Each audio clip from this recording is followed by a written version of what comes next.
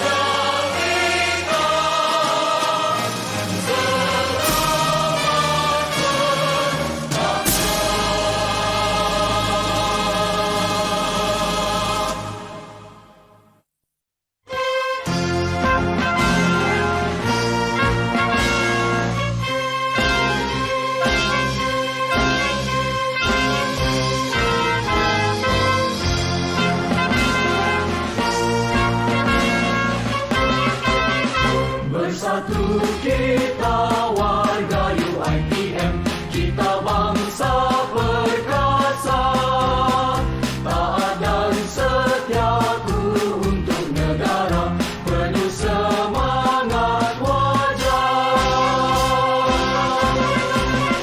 Kita jangan mudah terlupa pengorbanan perjuangan anak bangsa.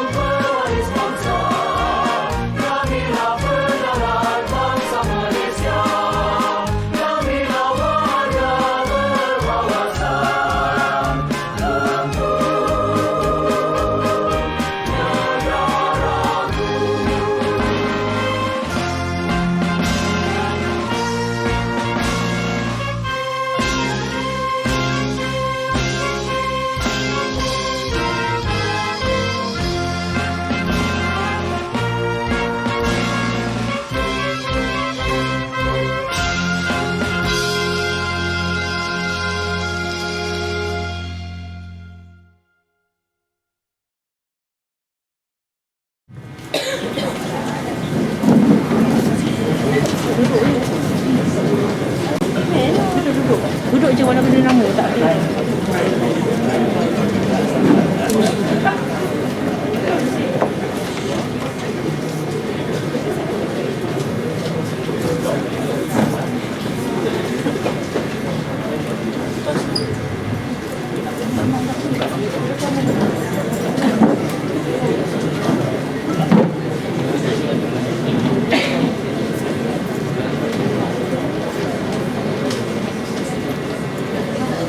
Bismillahirrahmanirrahim. Assalamualaikum warahmatullahi wabarakatuh. Very good morning to all. Yang berusaha Dr. Hasbullah, representative of Deputy Vice Chancellor, Industry, Community, Alumni and Entrepreneurships Network UiTM.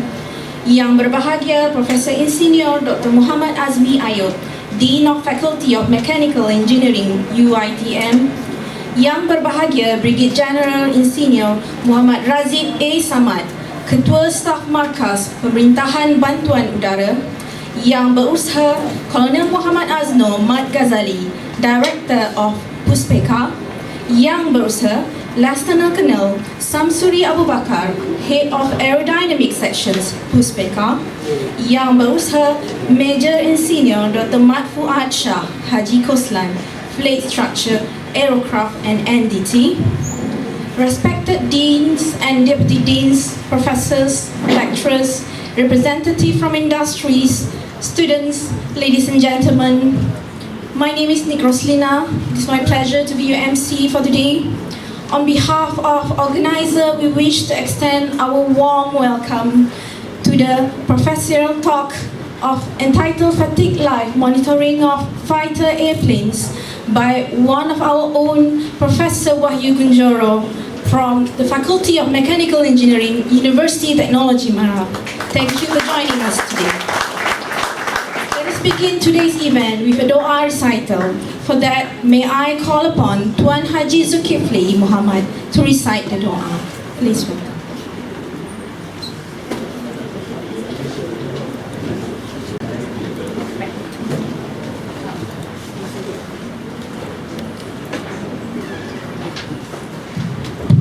Assalamualaikum warahmatullahi wabarakatuh. Al-Fatihah.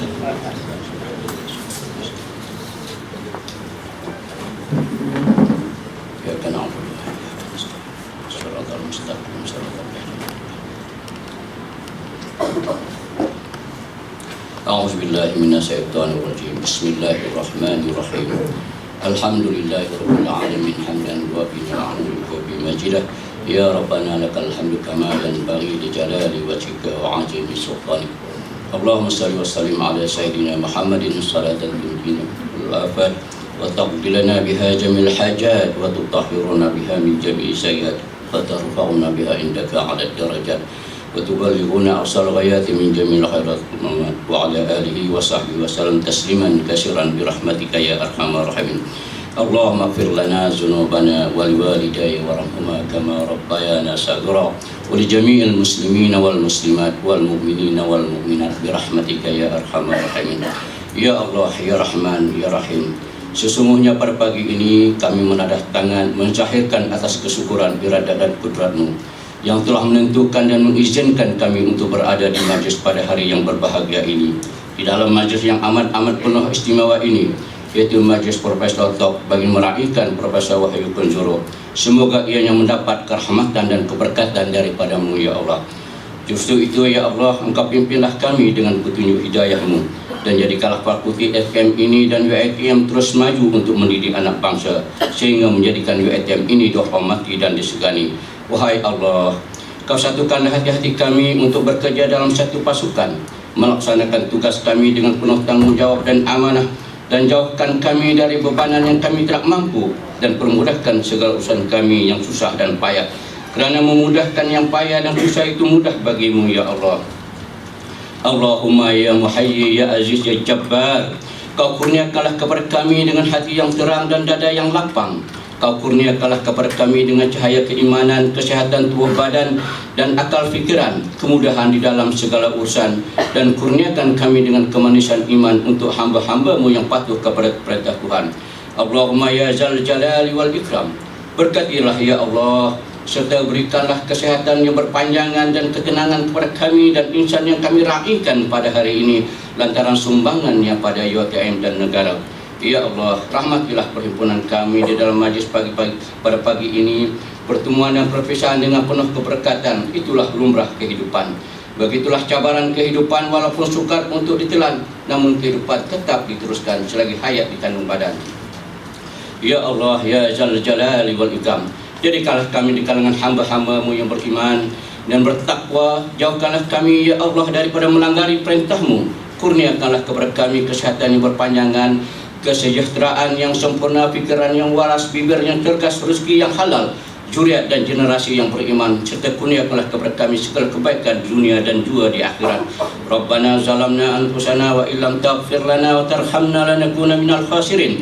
Rabbana atina fid dunya hasanah wa fil akhirati hasanah wa qina azabannar wa qina azabannar wa qina azabannar. Wassallallahu ala sayyidina Muhammadin wa ala alihi wa sahbihi wasallam walhamdulillahi rabbil alamin. Thank you, Tuan Haji Zulkifli. Distinguished guests, ladies and gentlemen, Now, please welcome our Dean of Faculty of Mechanical Engineering, Yang Berbahagia Professor and Senior, Dr. Muhammad Azmi Ayu, to give the welcoming remarks. Please welcome.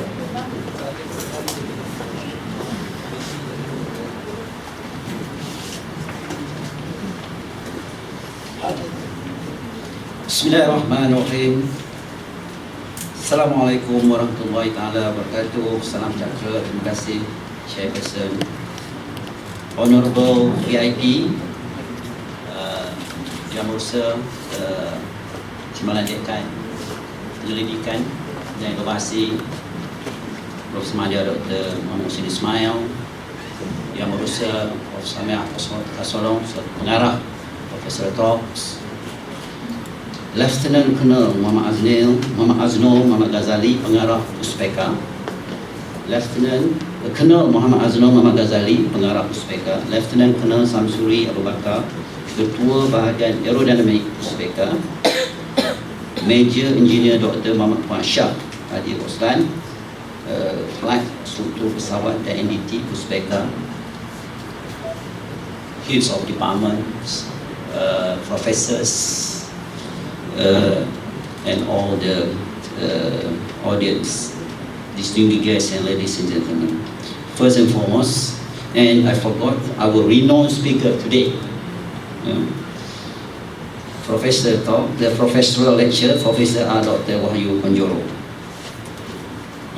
First and foremost, my profound gratitude to the Almighty for the special event that marks another important milestone for the Faculty of Mechanical Engineering.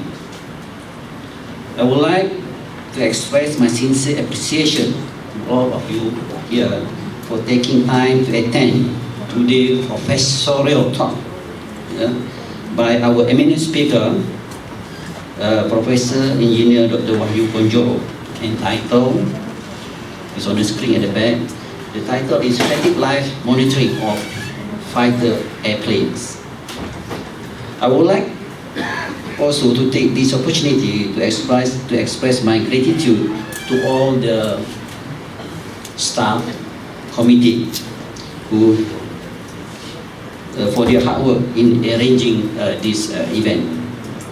Ladies and gentlemen, let me begin this speech by relating the most famous blockbuster movie, aviation movie of all time, the 1968 Top Gun.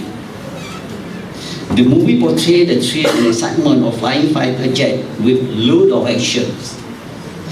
Next year, we will see the release of Top Gun Maverick, the long-awaited sequel featuring the return of Tom Cruise as Maverick. The sequel will showcase what greater fighter pilot in cinematic history has been up to and how they would adjust to changing world. Today's events is also about fighter airplanes. We also have our very own Tom Cruise, except that he is not a pilot but more of architect, which will be later understand in today's lecture. In a similar manner to Top Gun sequel, today's lecture will showcase what our aviation professor, Professor Wahyu, has been up to and his in the reason why we gather here. Ladies and gentlemen, it is indeed an honor and privilege to introduce you to a very good friend of mine. I know him for more than 15 years, Professor Dr. Wahyu Kuntjoro. Prof. Wahyu was born in October 15, 1963 in Semarang, the capital of largest city in Central Java, Indonesia. He received his master degree in aerospace vehicle design in 1992 and later Doctor of Philosophy in structural computational modeling in 1995, both from Cranfield University in United Kingdom. His passion in aviation started from his fascinating with flying. As a kid, he was always amazed by the view from a propeller airplane 25,000 feet above the ground. The bird eye view gives him different insight of features on Earth and life itself. He has a great appreciation to those that spend their life hard-working hours to create an aircraft that give us the opportunity we are able to experience today. Prof. Wahyu began his career in 1989 as a research assistant in aircraft structure design optimization at the Faculty of Aerospace Engineering, Delft, University of Technology in Netherlands. He started his journey at UITM in June 2000. In UITM, he is producing many professional talent, working locally and globally in various industries, including our academics. Ladies and gentlemen, Prof. Wahyu has been teaching and mentoring students and lecturers in flight mechanics, aerodynamics, hydrodynamics, smooth particle hydrodynamics, impact dynamics, among others. The dynamic person he is, his wisdom transcends across disciplines involving dentistry and material science. He is also responsible for our in-house journal, Journal of Mechanical Engineering, or better known as JMechE. Among the first journal in UITM to gain Scopus Index status under his leadership. His involvement in the Royal Malaysian Air Force, or TUDM, on aircraft structure integrity started in 2001 through a local company called CADMA. CADMA is a sole authorized engineering organization for design and approval for aircraft structure integrity activities. His job as a CADMA consultant is to ensure airplane integrity through fatigue life monitoring. Since then, Prof. Wahyu has been working on various fighter and transport airplanes such as F-16 Hornet, C-130 Hercules, MiG-29 and Hawk. His current project with CADMA is on fatigue life monitoring of Sukhoi 30, which will be touched in today's professional talk. Ladies and gentlemen, the Faculty of Mechanical Engineering UITM has been consciously and consistently strengthening our support for research and innovation, with particular focus on collaboration and partnership. The complex social, environment, economic challenge, for example, in security, energy, environment, or health, have increasingly required collaboration between various entities to find solutions to these challenges. This collaboration is increasingly perceived as a vehicle to enhance innovation through knowledge exchange. There is a mounting societal pressure on our university to be seen as an engine for economic growth and fulfilling the social responsibility of educating and generating knowledge like we have had in the past. Prof. Wahyu is an exemplary of such nation. As such, let us together play a vital role and be productive in bridging the knowledge and technological gap through collaborative partnership in driving the nation and economy. Ladies and gentlemen, the best people is the one who humbles himself to more his rank increases. This best describes Prof. Wahyu, a man of wisdom and great humility. Many people become successful in life but lost their character.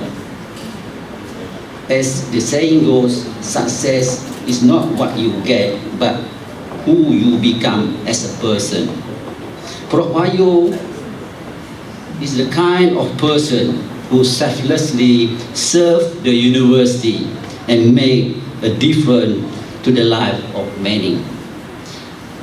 I'm very much looking forward to hearing Prof. Wahyu lectures, and so without further ado, I would let me give the podium back to our chairperson. Thank you very much.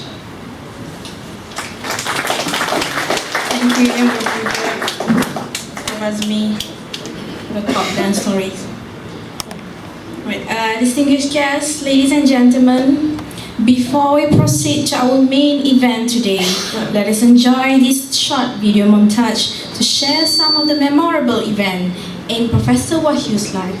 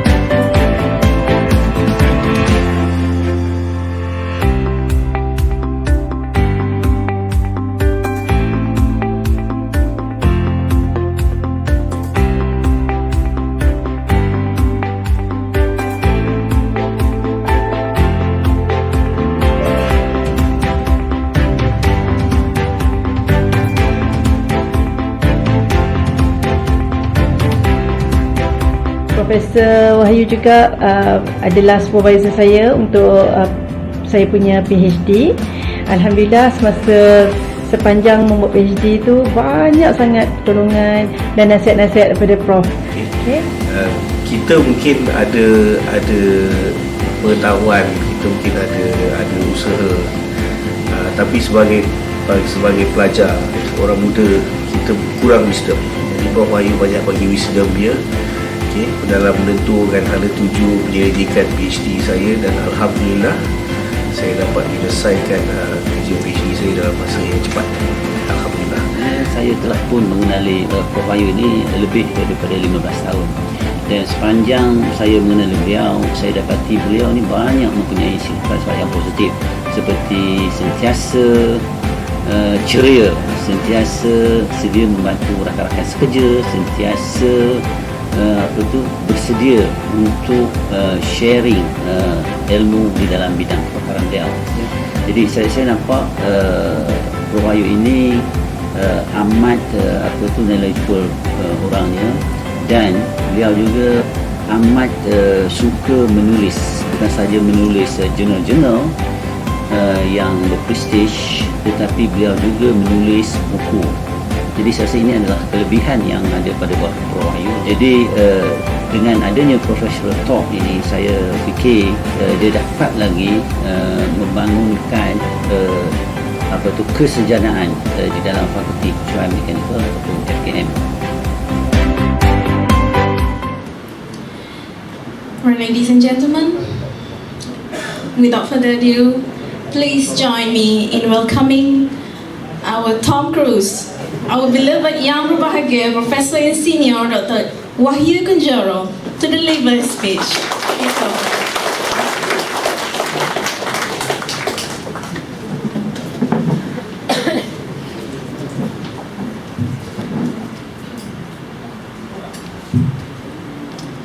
Assalamualaikum warahmatullahi wabarakatuh, and good morning, very good morning to everybody here. So I feel humble and how should I say? That's a very nice introduction from the dean. Tom Cruise, I think that's a bit far-fetched, I suppose. Yeah, to our friends from my friends from UITM, we have our deputy deans and also TNC representative, our guests, my friends from Air Force, dalam bahasa Indonesia kawan seperjuangan ya. Doing things together for almost 20 years actually. My joke always, I have seen people from engineering center of the Air Force, they come and go, but I remain the same person. I have seen so many changes of pengarah of USPK, so many years. Only Wahyu remains the same over there, right? Also from the representative of GTA, ATAC, so welcome to UITM. My colleagues from the faculty, professors, I've seen Prof. Rahman, Prof. Ahmad Jafar, also my very good friend Prof. misalnya, our previous dean, all Timbalan Decans. So thank you very much for coming. Well, what I would like to share today is my experience in working together with the Air Force, with the Ministry of Defense for, well, beginning from 2000 actually. And normally when we are doing professorial talk, what we share is, or what the professors share is their research. And not in this case. I'm inclining to talk more about what I've never talked about in UITM, because this is basically, most of the things that we are done is actually very confidential. So that's why if somebody asks me, Wahyu, what have been published for the last 19 years? What is none? Nothing. We do a lot of internal technical report, hundreds and hundreds of it. A lot of internal seminar, conferences, symposium, but we never speak but what we are doing. As far as I remember, we only published 2 papers in ICAF, which is International Conference on Aircraft Fatigue, if I'm not mistaken. But it's not about the detail, it's just telling them that this is what we are doing, because we couldn't basically disclose what we are doing, basically. So what I'm going to share here is basically what we have been doing for the last 19 years in a short way. But this is a lecture, so and this is a lecture about fatigue. So that's why please be patient that I'm going to talk about fatigue not into detail, and I'm going to mention as well about what we are doing in a passing way, if I may say so. Right, so okay, I have. By the way, I've been talking about this kind of topic so many times, but not in UiTM, but in the Ministry of Defense. So I've discussed about this domain with staff of the Air Force many times in conferences, internal of course, in hangars, Gong Kedah, for example, Subang, or Labuan. So this is probably the first time that I'm going to talk about fatigue of airplane actually in UiTM. So I feel happy about it actually.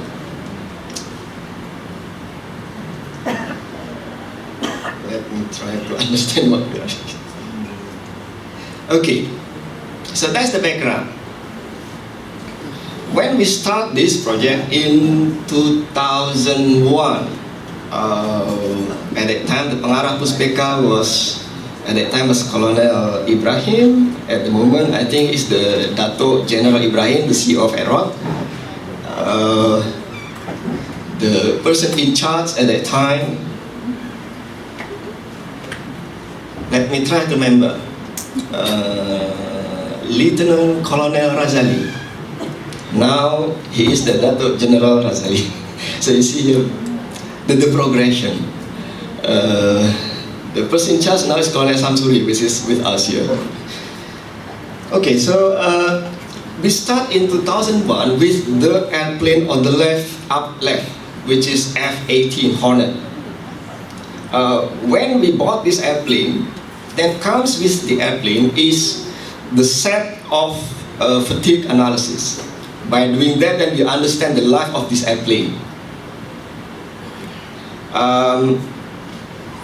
The reason is this: when we buy the airplane, the life of this airplane is based on the OEM design. So when we buy an airplane, let's say F-18 for example, then the OEM means the manufacturer, they are going to say that the life of this airplane is going to be 6,000 flight hours, for example.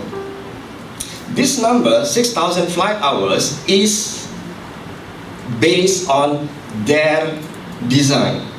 When they design this airplane, then they need the set of loading. Okay, you got the loading, you design it, then you know the life of the airplane. And the loading in this case is of course their own loading. We call it design loading. So that's why this 6,000 flight hours coming out, which is the fatigue life of it. The problem is, when we buy this airplane, we are not going to fly this airplane according to what they want. We are the owner, so we fly the airplane according to what we want. And the way we fly the airplane can be completely different to the design. Can be more rigorous, can be more relaxed. If let's say I have 6,000 flight hours as the design, and I fly the airplane much more severe than what it is designed for, that means it is not going to be 6,000 flight hours. It is going to be, well, 2,500 flight hours. That's the case with Swiss Air Force. When they bought this airplane, F-18, long time ago, they did the study. The way they fly is very different because Swiss is a very small country. You fly for 15 minutes, suddenly you are in France. If you go to the west, you fly to the southeast, you are going to be in Italy. And if you are going to the east, you go to Austria. 5 minutes flying north, you come in Germany. And then it's very mountainous. Banyak gunung. So that means you don't have time to go relax. An airplane is going to be relaxed when you are flying in cruise. Just like when you fly from here to Kuching, for example, right? Straight flight, then that is a very relaxing flight for the airplane. The G at that time is 1. When Tom Cruise flies the airplane, the G is 9. Not me. So meaning that when they bought this airplane, the Swiss has to do the study, and they find out that actually the way they fly, the life of the airplane is not 6,000 flight hours. It is 2,500 flight hours. So that's the importance of that we do monitoring. In this case, we do the fatigue monitoring of our airplane to ensure that we are not going to be surprised. Baru terbang 2,500 dah jatuh. Or if we are flying so relaxed because we sayang our airplane, then that means actually the actual life of this airplane can be 10,000 flight hours. So that's the reason why we have to do this flight monitoring, economy and safety. Alright, so when we bought this airplane when we begin this program, then we first did the fatigue life monitoring properly to this F-18. Coming with that airplane is a set of tool and system to find out what is the life of this airplane. This airplane is equipped with strain gauges, so meaning that we can got the actual stress reading, the actual strain reading in the form of history of the stress and strain actually. And then based on that, then using fatigue analysis, we can find out what is actually the life of this airplane, the way we fly, because we got the data. We call the data as strain spectrum. Bahasanya hebat, tapi actually spectrum that means history, that's all, strain history. So now, we try to find out what is the age of this airplane. When we purchase the airplane, then we have a reference measurement system we call FLE, fatigue life expanded. When the airplane is born, FLE is 0. When the airplane is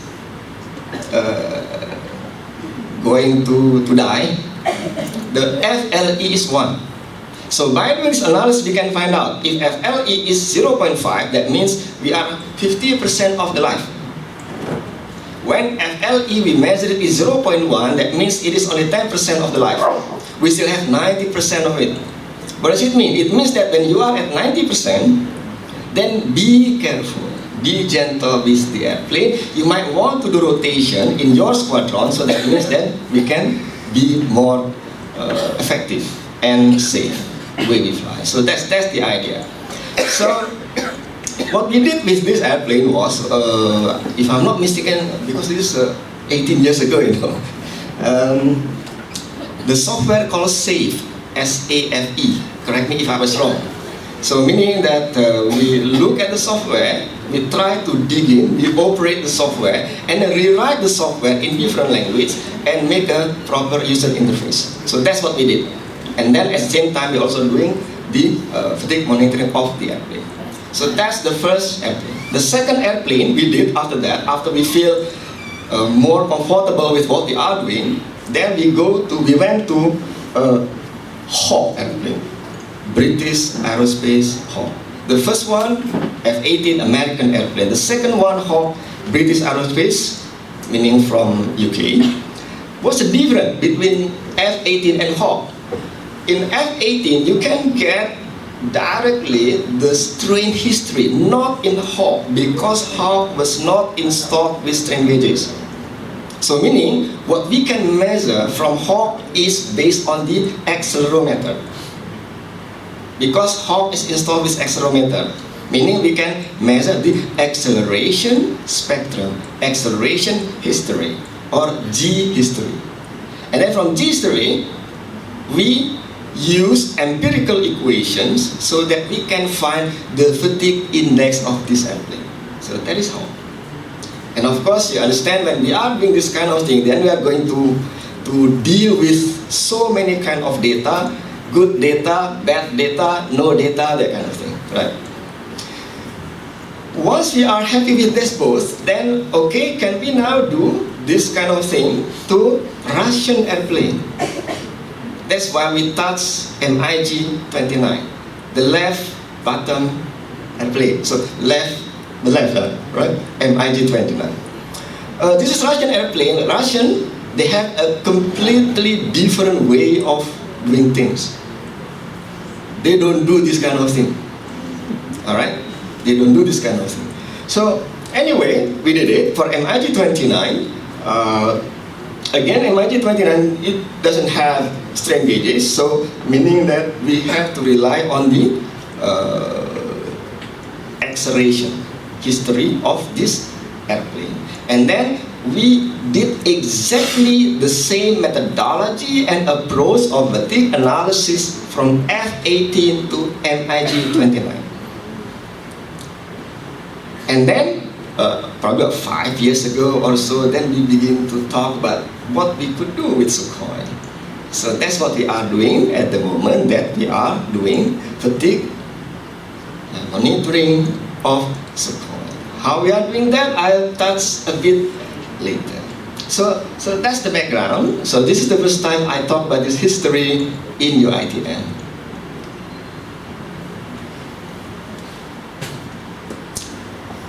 Yeah, there's a lot of contents over there. What we just touched just now is the first one, background.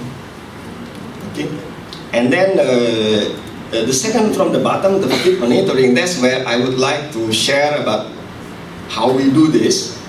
But before we go for that, we need background, we need fundamentals, we need theory. So the second item, up to the third item from the bottom, is the fundamental of the theory so that we can do fatigue analysis for fighter airplanes. I'm going to talk about it quickly because this is not a very good opportunity to talk in detail, right? So let's talk what fatigue is actually. Before I talk fatigue, let's talk statics. Let's talk statics. I do not know whether we have students here, but when you do your design course, then basically you are doing static. That means you want to ensure that the structure is safe based on the idea that the maximum stress must be lower than the strength. Maximum stress coming from the loading, the strength coming from the material. Alright? So when we do this kind of thing, we need material data. The right bottom is the material data that we are going to use. Stress strain diagram. Semester 1 UITM. And then from there we know the strength of this material. When we have our structure, we try to find the stresses, get the maximum stress, and then we compare. We want to make sure the stress is less than the strength. That's the idea. And the way we compare and decide fail or not fail, then you need to have failure criteria from the most complicated to the most simple. Okay, so that's the way we do it. But there is something else. To be strong is not sufficient. To be strong, but if it is too flimsy, too elastic, then you are in trouble. That means stiffness is also important. Okay, so that's the way we design from static. So the stress is low enough so that the structure is not going to collapse. But even long time ago, people observed, even though it is safe from static point of view, but still failures happen. The stress is low, but rupture is happening, fracture is happening. And they found out that actually the load is cyclic. Up, down, up, down, up, down, up, down, like that. So meaning now they realize even though the stress level is very low compared to the hip, for example, but because the loading is cyclic, then they still have this fracture. We call it fatigue failure. And the problem is, at that time, we couldn't find out what's the reason of it. Actually, there is a crack inside. Crack propagating, but being at that time, then we do not know. It's kind of magic things happening. So why fatigue happens? Fatigue happens because during the operation, because of the loading that is cyclic, then the crack is going to initiate. And the crack is going to grow. Crack is going to propagate. Because the crack is growing, then the structure capacity is going down. Then you are going to get the crack length that is sufficient so that the structure couldn't take it no more. Then you got the fracture. So that is fatigue. Probably this diagram can show you what's going on. Right, so what we have here is the diagram that shows initially there is no crack. So this is the crack axis, that is time. Initially there is no crack. Because the loading is cyclic, then the crack somewhere is going to initiate. And the crack is going to grow. And the crack is going to reach a critical crack length and then bang. So that is fatigue mechanism. And that does not happen theoretically if the loading is not cyclic. So that is the way we explain why, how fatigue happens. Well, of course, in reality, the loading is not just simple cyclic like that. In reality, the loading is random. So it is part and parcel of doing fatigue analysis to be able to extract from this complicated loading, which we call random variable amplitude loading, okay, into something that is manageable. The simplest kind of loading is, of course, sinusoidal. You got maximum stress, minimum stress, and average stress. So that's the simplest one.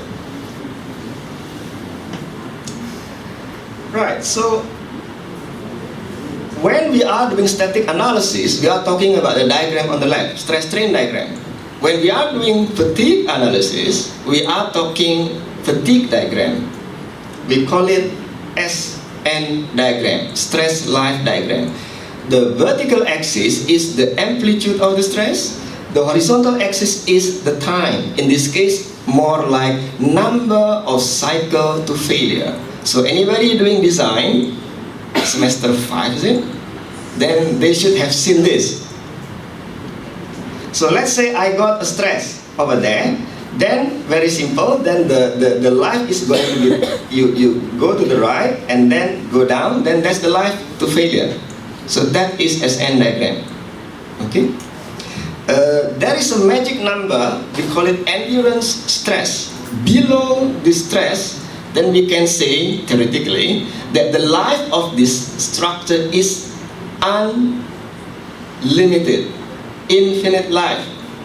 The reason is because the curve is going like that and it is asymptotic from that point to the right. So meaning that if your stress is below that, then you can be very happy. In reality, it's not always like that because you got corrosion, this and that kind of thing, right? But anyway, when we design for fatigue, normally we aim so that the stress amplitude is lower than the endurance. Then that means we are going to have our car that can run beyond 400,000 kilometers. The reason is because the shaft or the rotating shaft is designed in that way.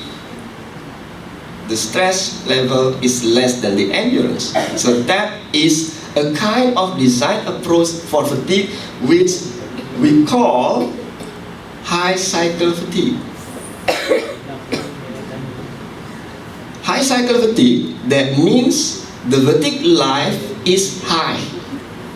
The reason why the fatigue life is high because the stress is low. So if the stress is so low, then that means the number of cycle to failure is going to be very much on the right, high cycle fatigue. Jadi jangan tertukar. Ya. What about now if the loading set is having set of different loading? So over here on the left is we have 3 set of loading, S1, S2 and S3. And then S1, the number of cycle I know, N1, small n1, and then n2 and n3. So that is the actual loading. What is going to be fail or not fail in this case? Then again we are going to use this SN diagram. So this is a segment of the diagram. So for example over here S1 is low level of stress. That is S1. And then you go to the right and then you are going to get your N1. That is the cycle to failure. For high stress S2, that's S2, then you got N2. So capital N is the number of cycle to failure. Small n is the actual operational, which we measure. Then we do the ratio here. Summation of the ratio. If the total summation of the ratio is less than 1, you are safe. More than 1, you are not safe. That's all. So that is Miner's equations. Long time ago. Before Second World War. Alright? So this is the basis of it. So what we see here basically is if I know the amplitude S, then I know that the failure is going to be N. That's all. So that's the basis of it. Again, this is high cycle fatigue. Normally, we are doing this kind of approach with the understanding that I would like to have a long life. So meaning that this S1, S2, and S3, we try to make it that it is small value. How to make it your stress small value? Very simple. Just make your structure thicker, that's all. Or make the cross-sectional area of your bar larger, that's all. Right? So that's the way we design it. What about airplane now? Because what we talked just now is fatigue life, high cycle fatigue life. Well, fighter airplanes. Okay, now let's compare the way we drive our, in my case, Pero 2 Beza, to the one that is driving probably BMW Series 3 Coupe, for example. It's going to be very different. I couldn't drive my Pero 2 Beza too fast because not designed for that. But you are not going to drive your BMW Coupe 4000cc engine, double turbo, very slow like my Beza. No way. You are going to drive it like crazy, I suppose. I mean, if I am the driver, that's probably what I'm going to do. Then you imagine somebody, a pilot of Boeing 737 compared to somebody flying Sukhoi 30. No way. You are not going to fly Sukhoi 30 fighter airplane just like that. You are going to fly like that. Right. What does it mean? It means that the loading is going to be very high. And this is a fighter airplane. The job of fighter airplane is to kill. Alright? So you are going to chase your enemy, or you are going to run like hell because your enemy chase you, or missile chase you. Then you are going to do a lot of maneuver. When you are doing that, you don't think about tak boleh maximum 9G. No, your life is in danger. You are going to fly the airplane. Because of that, then the stress level is going to be very high, close to yielding, or beyond probably. All right. Then that comes the complexity of the problem. So if we read this, design of fighter airplane is based on low cycle fatigue, umur tak panjang, short life, compared with high cycle fatigue of my Pero 2 Beza, panjang usia.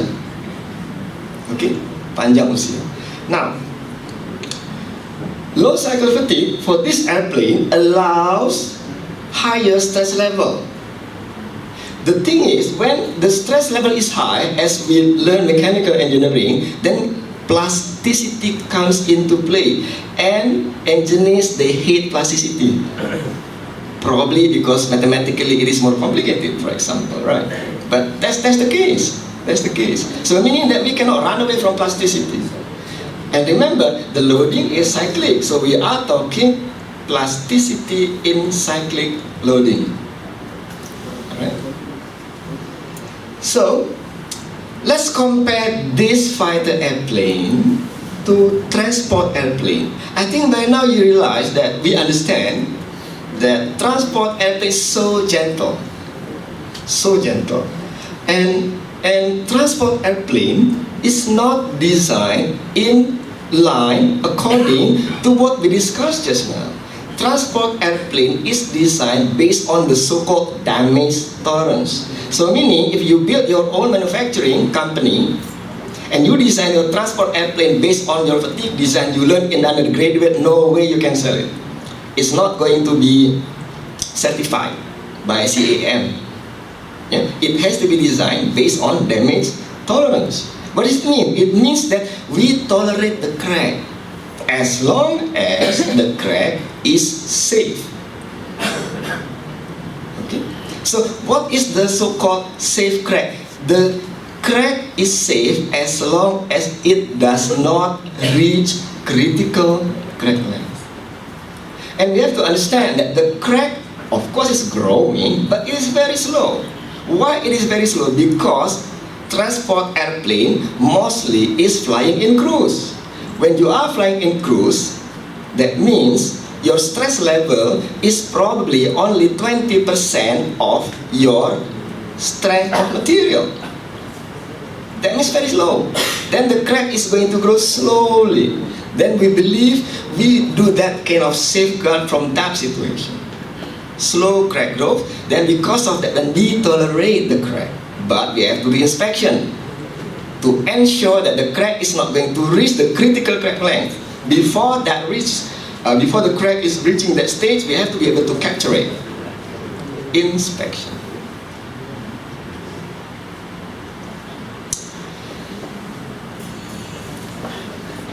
When we are doing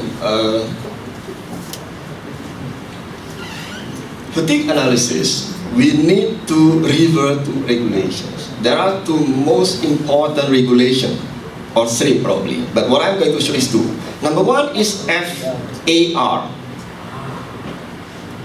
I think that stands for Federal Aviation Regulations, published by FAA, Federal Aviation Administration. This is American.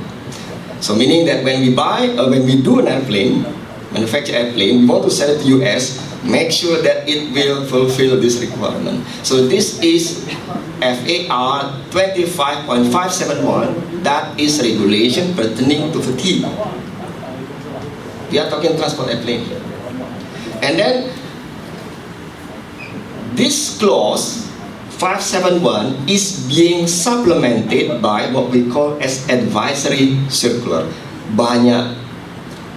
So meaning that we have to understand the rule. You don't understand the rule, don't touch your airplane, because it's not going to be certified. In the case of military airplane in Malaysia, the certification body is going to be DGTA, Directorate General of Technical Airworthiness. And this is for military airplane, including fighter airplane. So meaning, when we are doing project in the Air Force, and we talk to the GTA, because in the end of the day, they are going to certify the thing. Then this is going to be the basis of talk. They want to see that whatever we are doing is going to be in compliance with this regulation. And believe me, when you begin to read this regulation, you got headache, you know. Reading regulation is headache. But we have to understand. So sama-sama belajar. Alright. The idea of fatigue design that we discussed just now is save life. What does it mean? It means that we want our vehicle, Pero 2 Beza, for example, is going to be safe during its life. The same thing, we want to have our fighter airplane to be safe during its life. And in this case, safe during life doesn't mean that the life is infinite, no. So when I say that a fighter airplane is going to last for 6,000 flight hours, I have to make sure that this airplane, the fatigue life, is okay for that 6,000 flight hours. That's all. So that's the idea. So, no failure during its expected life. That is, no crack is allowed to initiate, or no fatigue fracture is allowed. When we are talking high cycle fatigue, we talk about no fatigue fracture is allowed. So that is high cycle fatigue. And we do it by the stress less than the endurance. When we are talking damage tolerance, then of course the damage are tolerated as long as it is safe. Now let's talk a bit about damage tolerance. Remember that you have initially no crack, and the crack initiate, and then the crack is going to propagate. So now we want to find out how the crack is propagating actually. So the subject for that is fracture mechanics. The expert of fracture mechanics in this faculty is Encik Yaakob, for example, right? Or probably Dr. Zuraida. So this is fracture mechanics, so that we can talk about how we can predict the crack growth, that kind of thing. The thing is this: when you have crack like that, that means it is very sharp, you know. We understand that we have a hole in our plate, then we are going to have stress concentration. Normally between 2 and 3, the stress concentration factor. If you got a crack, theoretically, then that means the stress concentration is going to be so high, infinite, because it's so sharp. In reality, it does not happen like that, because we got plasticity. Before it goes to infinity, it will go to plasticity first. But the thing is, stress is not going to be a very good measure to do interpretation of what's going on here. What's important in fracture mechanics, in predicting the crack propagation, is stress intensity factor. That will include ingredients such as the stress, which is the stress over there, the crack length A, the crack length, and then beta is what we call normally in fracture mechanics society as beta factor, that depends on the geometry. So meaning that the stress intensity replacing the stress in terms of we try to interpret dahsyat ataukah tak dahsyat, severe or not severe. Okay, so of course we know here when the crack is longer, then of course K is getting higher. We have, and when the stress is higher, at the same time, of course, also the K is higher. That means the crack is going to be propagating faster. That's the idea. When the crack is propagating due fatigue loading, then of course the strength is going to go down. And then there is going to be a critical crack length exists. When it reaches, then of course your structure is going to be unstable. So the most simple but the most used formula is this here, Paris formula. Very simple formula which you can use to predict the crack propagation. Okay? Delta K is the change of your stress intensity because you got cyclic loading. C in this case is of course the material behavior, and also M. So this Paris formula, then we can predict the crack propagation rate. And this curve actually is what we call as a crack propagation curve. Consists of 3 zones: left, middle, and right. Paris is at the middle. Right and left, we normally don't take that into account. But being academician, somebody must ask, what happens if I want to use it to make it more accurate, so that I can write journal, Q1, Q2, critical 4, for example, right? Then of course you can play around with this. So of course there are other formulas, where the formulas are taking into account the left and right zone. But normally in the industry, that's the thing. Okay? With this, we can predict the crack propagation. Meaning, I can predict from this point up to that point using this formula. What is the change of length of crack A at every cycle of loading? Up, down, up, down, up, down. Alright? When you go up and down, that means you got delta K. Top K, bottom K, and the gap is delta K. Alright? Now, this probably is to give an overview, okay, where is HCF, where is damage tolerance. HCF is the whole story, beginning from operation until fracture. Damptor, damage tolerance, is only playing when the crack begin to grow. And want to make sure that the crack will not reach the final critical situation. Okay, so I hope this curve gives us some idea where we are.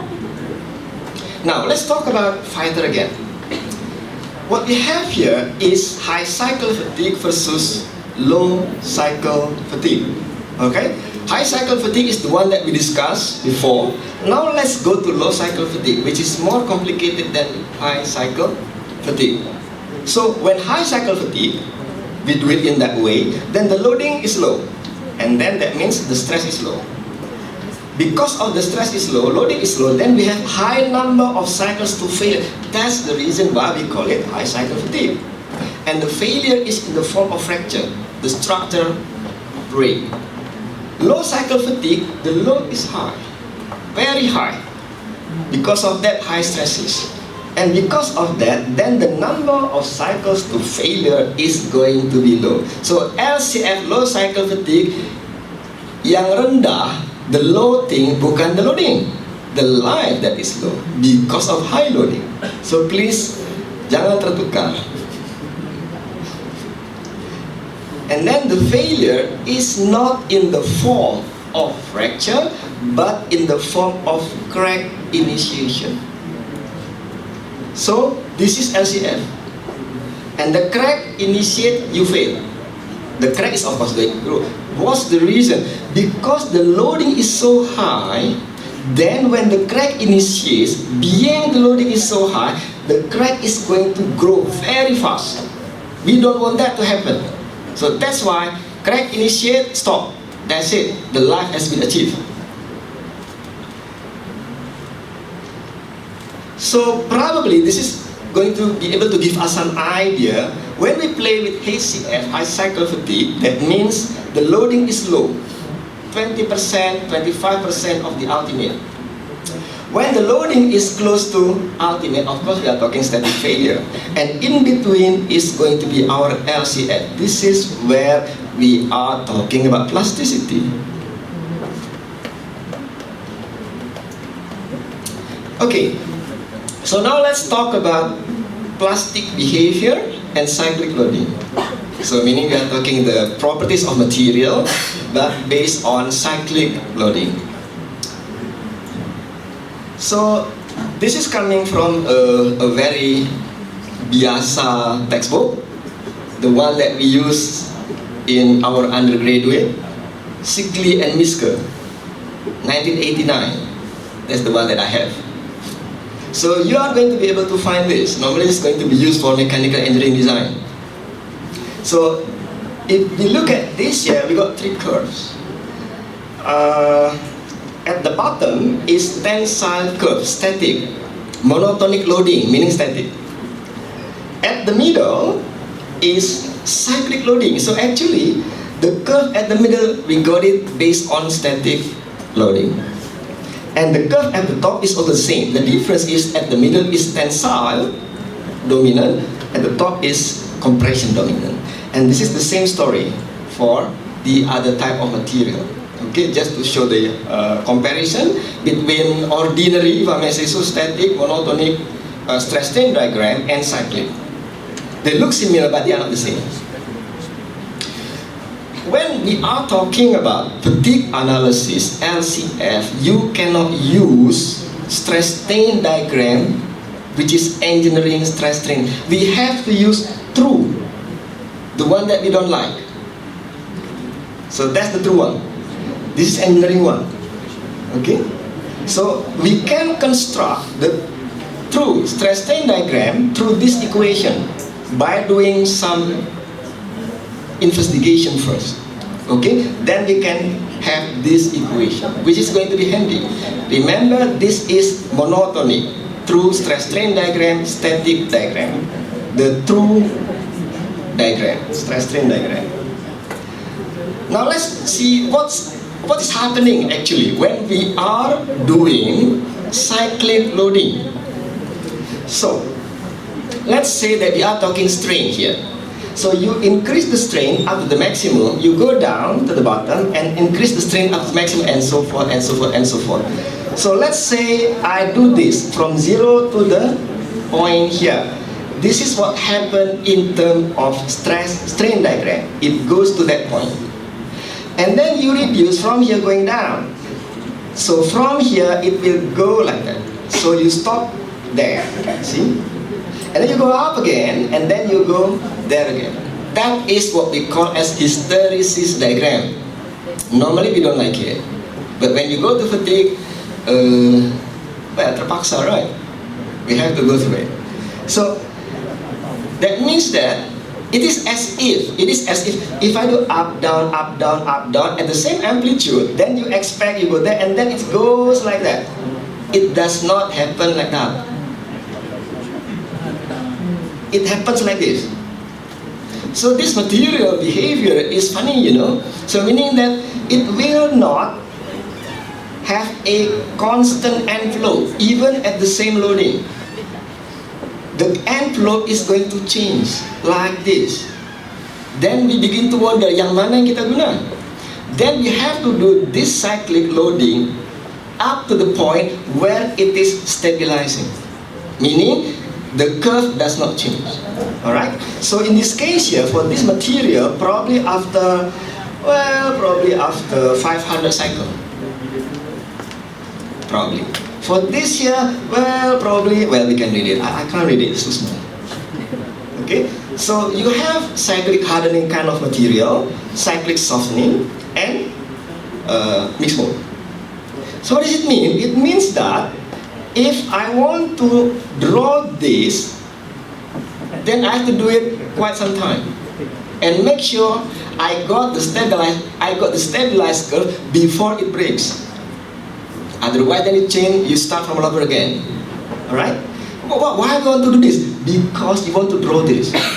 So you see here, satu circle, one envelope. You have to do it so many times, and then you got to stabilize, and then you take the point at the corner here. You do the same, and then that's why what you are going to do is you are going to connect the corner lot of the hysteresis, and then you are going to have this curve. That curve is the same curve as what we have over here. So meaning a lot of process. Do we have a fatigue machine to do it? That's the problem. Fatigue machine that is strong, not going to be fatigued.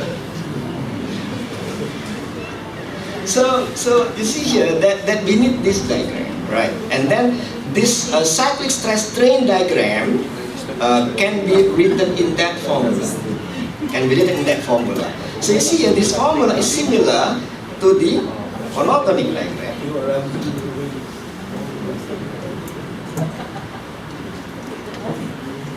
Right. This formula is for monotonic static. This formula, which we got it with all the sweats, with all the fatigue machine that you could have, is for cyclic. The difference is only you got the prime here, prime for the K and prime for the N. We can get the N and K by doing this. Alright? I'm not going to talk in detail about this. Right. So let's look at this diagram again. This diagram is coming from this kind of loading, up, down, up, down. So we can imagine this is our loading, for example, right? then we are going to have this kind of representations. This is our delta strain, delta epsilon. This is our delta sigma. Remember, when we are doing static, then it is going there. So in a way, this delta sigma is twice of sigma of static, and delta epsilon is twice the static epsilon. So that's why, according to this gentleman, Masing, the name is Masing, look at this, 1926, where are we now? Right. So meaning that what we do now is we enjoy their fruitful research, actually. 1926. So according to Masing, I have this, for this then just double it up. Then I have what we call as stabilized hysteresis loop branch. We need all this information for our fatigue analysis. Right, so that is loading. What about the material behavior? Remember, we have SN diagram, stress life diagram for high cycle fatigue. Now this is low cycle fatigue, we don't talk stress. Because when we talk stress, when it comes to plasticity, we get headache. Too many corrections. That's why we are using strain. Strain is always true. Stress is always palsu kadang-kadang. Alright, so that's why when a student submit thesis and they say the stress is 1000 megapascal, while the ultimate strength is only 400, be careful, especially the supervisor. Because no way it can happen like that. Before it goes up, it will go to the right. You think first, and then, so that's why we need that correction. But strain is okay. But the problem is we are always feeling not comfortable with strain. So, Mr. Morrow, the year I can't remember, I think 1965. According to him, the strain life diagram, which looks like this, so that is strain life diagram, can be divided into two parts, the elastic part and the plastic part. Elastic part and plastic part. So based on that understanding, then Mr. Morrow can propose this equation. This is for elastic part, that is for plastic part, for example. And based on this, then when he could do sufficient experiments, then he can write down this equation. Why this equation is important and useful? Because when you calculate, you don't want to use this. We want to use the formulation. So that's the reason. Okay? So this is the strain life diagram that we use so that we can find out what is the fatigue life of a component if I know the history of the cyclic loading. So that's the idea. Now, what now if I don't have material data at all? Typical Russian airplane.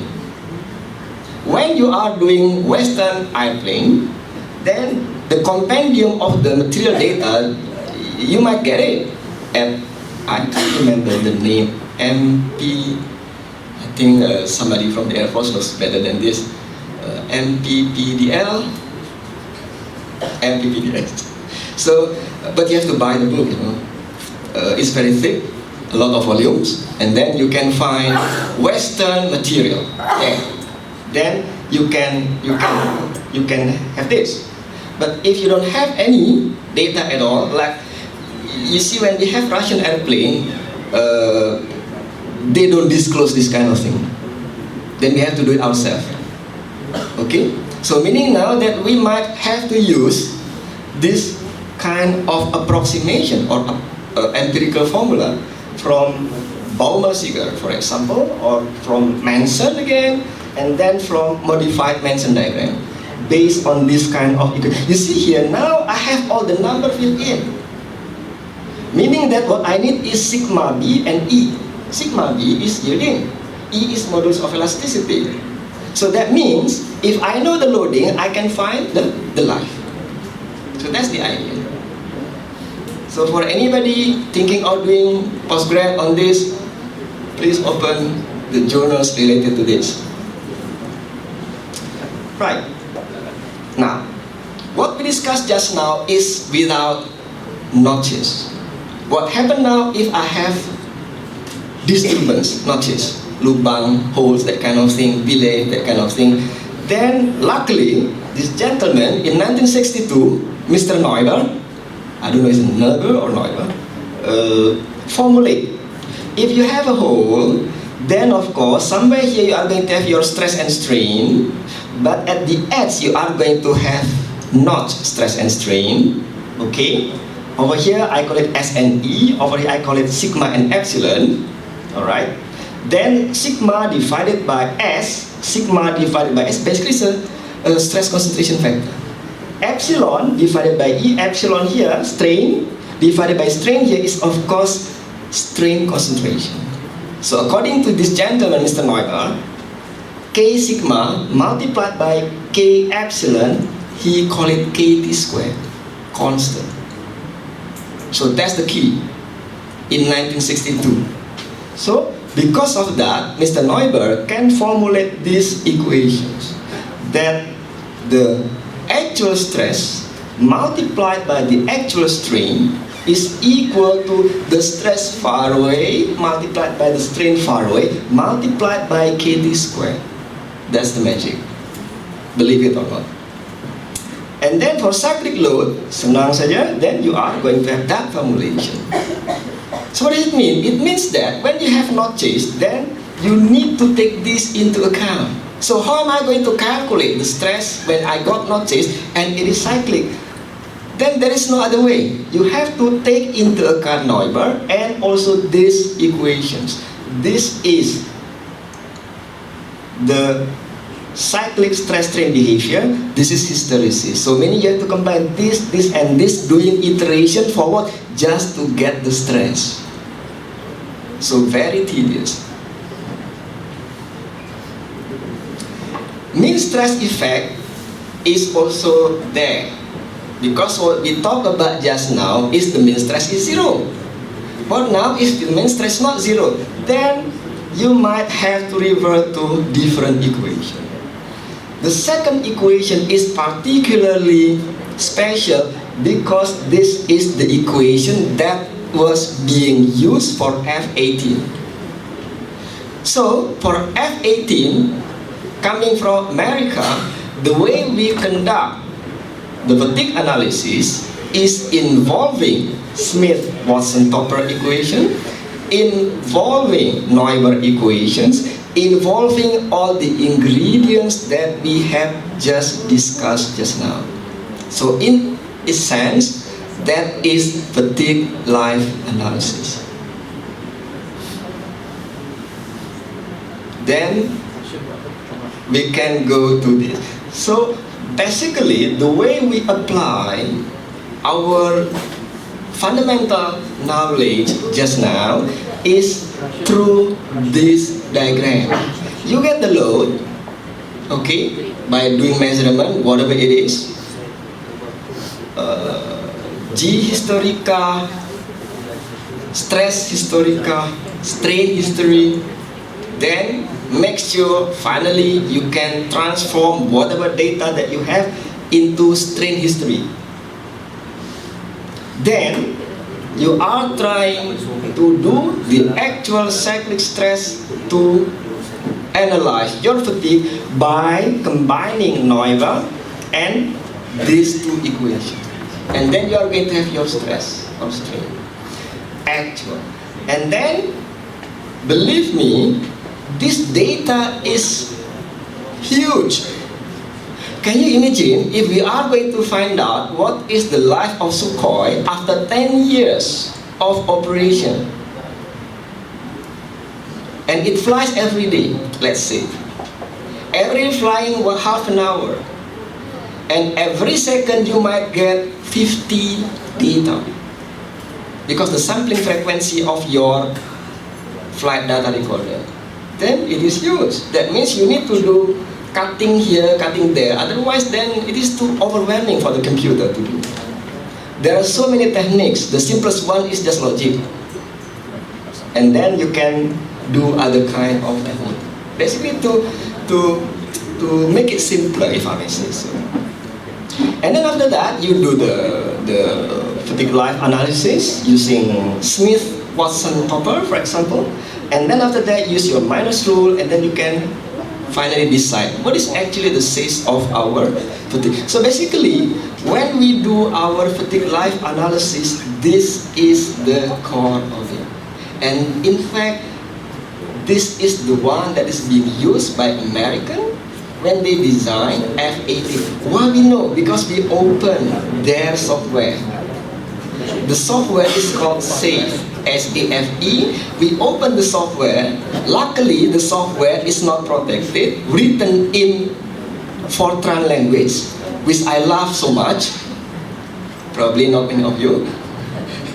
So because of that, we understand what's going on, basically. Okay, so how do we do fatigue monitoring, basically? So I hope this part is not going to be too boring. There is no equation anymore. Number one, we need to understand that fatigue, the fighter airplane, the airframes are designed based on low cycle fatigue.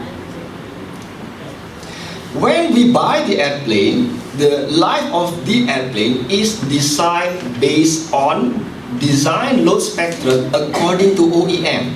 So meaning, if we buy the airplane from America, then that means they are using the way Americans are flying. We don't fly like that. In Malaysia, Sukhoi is so dahsyat, the way it operates. Doing a lot of maneuver. So the way we fly the Sukhoi in Malaysia is probably the best in the world, because so many maneuvers, so many lot of demonstration, for example, right? That is really killing the airplane, And then airplane will fly according to the actual operational mission. So Malaysian Air Force style of flying, which can be totally different to the design load spectrum used by OEM. OEM, if I'm not mistaken, stands for Original Equipment Manufacturer. Manufacturer, basically. Right, so meaning that, remember the story I mentioned about the Swiss Air Force. So when we are doing fatigue monitoring, that means that we need to do our analysis based on the actual load spectrum. That means we need to do before fatigue monitoring, we need to do load monitoring. The simplest way, academically, but the most headache way practically, is strain gauge. This is at ITB Bandung, so I don't show you the Sukhoi, of course, cannot. This is ITB Bandung. My own lab long time ago when I was still young. So this technician is actually installing strain gauges to the lower panel of CN235 airplane. So that's the way we do it. That is strain gauges. That is strain gauge installed. And then that's the way we install it. Can you imagine we install this inside an airplane, which is a lot of wires, hydraulic, you got it. And then when are we going to install it? Of course, when it is during maintenance. So you cannot open the airplane just like that. To get into the Sukhoi 30, you have to crawl inside. And I have the privilege of doing that. So I thank the Air Force for that, for allowing me to go to Gongkeda, to all this. And crawling inside the Sukhoi. Without picture, of course, right? So yeah, it is, and then of course the strain gauge, you install it there, and then you need to draw the cable and then connect that to the computer. Then meaning that we need to install the computer as well. So it's a whole package. And also it is very expensive, very expensive. When you are in the lab, static lab, you got static lab here for example, right? And then you buy strain gauge, one strain gauge probably 20 ringgit, 30 ringgit. Luck. Unfortunately, we cannot do it like that. One strain gauge for this, the price is 5,000. Correct me if I was wrong. 1 string is 5,000, not ringgit, US dollar. And you have to buy it not in Malaysia. That means a lot of process. So, interesting, right?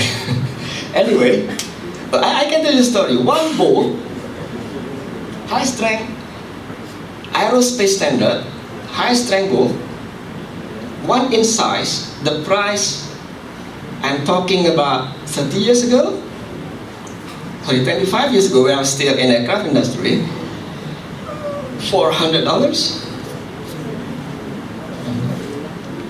So it is expensive. Right, so if we can do this, that means we can get straight away the strain history. Can get straight away the strain history, the stress history. That's the beauty of it. The problem is, many times, many occasions, we don't have that luxury. We still have to rely on the accelerometer, like MIG, like Sukhoi, for example. It's still actually based on accelerometer. That's why we try to install strain gauges in our Sukhoi now. When you have accelerometer, what it measures is acceleration history. What we need is the stress history. So how do we do that in the Air Force? Very simple. Let's say I want to find out the stress history of the connection between wing and the fuselage. We call it LUG, lug. So, remember that the G spectra or acceleration history is measured at the CG, because accelerometer normally is installed at the CG of the airplane. What we want is the stress at this point. So what we need to do is we need to build an analysis, most probably is finite element analysis of this airplane. So for example, you cannot see this, but actually this is a finite element of the wing. I'm not saying whether it is MIG, Sukhoi, no, it's not important. And this is the component itself, the connection. So let's say I want to pinpoint, I want that point. So I read the stress there based on, let's say, cruising load, which is 1G. And then what I do is I match this 1G stress here, let's say 10 megapascal, to the history of the G. So if 1G is 10 megapascal, then I'm going to have the same shape, but now in stress. So I got my stress history. So I call it mapping method. There is no theory about it, you just do it in the Air Force. Mapping method, right? And we don't publish anything on it. Cannot. Right. So now you see the difference between having this history and having that history. A lot of process. So actually that is somewhere over here. And then after that, you are going to do all this fatigue process to have your crack initiation. And of course, we can make it pretty by producing a nice user interface. This is 2004, if I'm not mistaken. So, is it MIT or is it? Probably right. Okay, now let's talk what we are doing now. So this is going to be almost the end of it. What are we doing now with the Sukhoi 30? The project began, I think, about 2 years ago, probably. The discussion is probably 5 years ago, and the project around 2 years ago.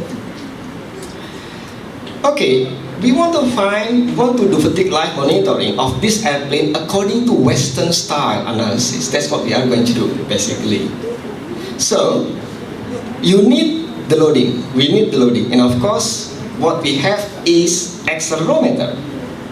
So meaning, if what we have is accelerometer, then mean that I need to have the G history. We can measure it because we got accelerometer there. Then we need what we call here, you want to do stress analysis. That means you need the material, the size. We don't have the size of the airplane. That means you have to bring your pembaris, you measure it there. So The modern way of doing that is through laser scanning. And then from here we got this here, that's laser scan. And then from this laser scan we can do solid modeling, then we can have this. Why we need this? We need this so that I can do CFD analysis.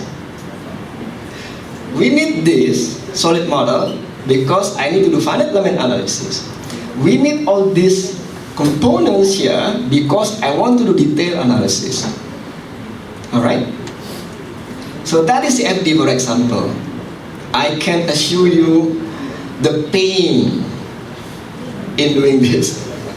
Anybody doing CFD, you got the experience. But we don't have in your ITM the capacity to do CFD at this scale. Do we have the software to do it? So to run this CFD, we do a lot of knitting this and that, and crash so many times, and we do the whole computer parallel like that. So we can do it in UiTM, tapi masih sabar lah ya. Alright, so that is CFD. Because we got CFD, we can have pressure distribution. Once you got pressure distribution, then that's going to become your loading. Then you get that load, you can have your finite element model result. This is displacement, for example, this is the stresses. And then that is the detail of the component stresses, for example. We need that stress. Based on that stress, then combined with the G-history measured from accelerometer, then I can do fatigue life analysis. So we can predict fatigue life. Yes, we can predict fatigue life. Few months ago, we produced document that state the life of our Sukhoi for those critical components. And we can also do crack propagation simulation. So what I show you here is a glimpse of what we can do. So over here, based on the loading, that kind of analysis, we can predict, for example, if I have a crack initiated there, then the crack is going to grow like that. If I have crack starting from the hole like that, then it will grow like that. So this is nice because now we can see that. I remember 11 years ago, 2007, I went to ITB Bandung to become a PhD examiner there. And the student, PhD, did this, theoretically. So that guy did a study so that he could predict to which direction the crack is going to grow. That was in 2007. And now we enjoy this. Nice, right?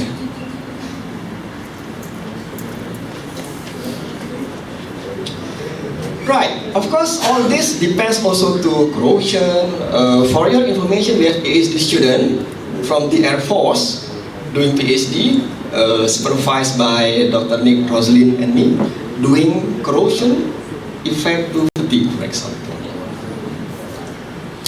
Another aspect here is, of course, sensors. When you want to measure the loading, when you want to measure the strain, that kind of thing, then you need sensors. Normally, we do accelerometer and strain gauges. We do that a lot. And then, of course, there are other options. The very exotic tool to measure, fiber optic, MEMS, and then wave propagation. Most of these are in the lab scale. When we are in industry, we don't dare sometimes to use the newest concept because we are talking about safety. Okay? So that's why mostly we are still using this. Yeah, if you are interested, you can read this. By the way, this is our lady here, Dr. Bibi, the PhD is also in wave propagation. So yes, we have experts here. We have corrosion expert, we have crack propagation expert, we have a wave propagation expert. Another research that we are doing in UiTM is, of course, using fiber optic. So we can have a fiber optic, for example, to detect whether they got damage in the form of the lamination in composite. Can you imagine you want to do this in standard aircraft component? So we don't do this. We don't build this. That's what I mean.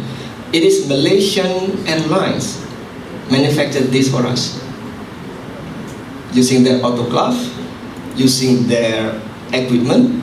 Okay, we only bought the FBG, and then they also use FBG to do some checking. Can it be used to measure fatigue, for example? The answer is yes, of course. But remember this lab scale. When we want to transform from the lab scale into industry, then we have to be very, very, very careful. So that's different. So for that reason, then the fighter airplanes, everywhere they are, still heavily rely on the accelerometer and strain gauges. So that is the reality between lab and industry. The reason is because robust and reliable. Thank you very much.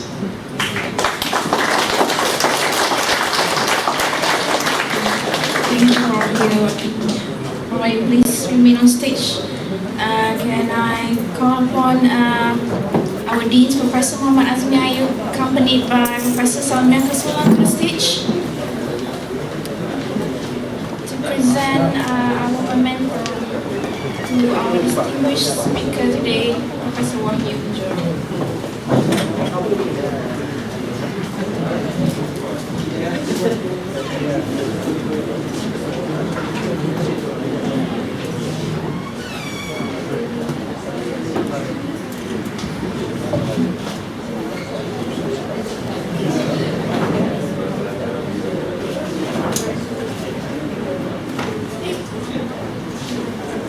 Ladies and gentlemen, before we end our event, we would like to hold photo sessions with everybody in the hall. Can everybody move forward, closer to the front? It is a photo session.